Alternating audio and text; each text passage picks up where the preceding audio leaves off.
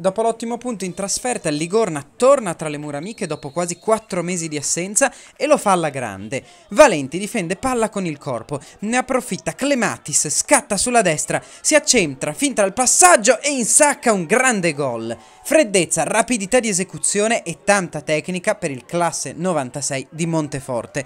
È 1-0. Inizia il secondo tempo e il Ligorna trova subito un rigore a favore per questo fallo di mano in area. Dal dischetto si presenta Miello che è freddo e non sbaglia. Padroni di casa sul doppio vantaggio, è 2-0. Al 70° Panepinto in contropiede si trova tu per tu con il portiere. Tenta la magia, ma la palla non si abbassa. All'89° una punizione trova la torre giallo-blu e l'incornata vincente di Frosali, che prova a riaprire la partita, ma purtroppo per il San Donato troppo tardi. Il Ligorna conquista 3 punti e si porta a quota 4, in perfetta media inglese pari a 0.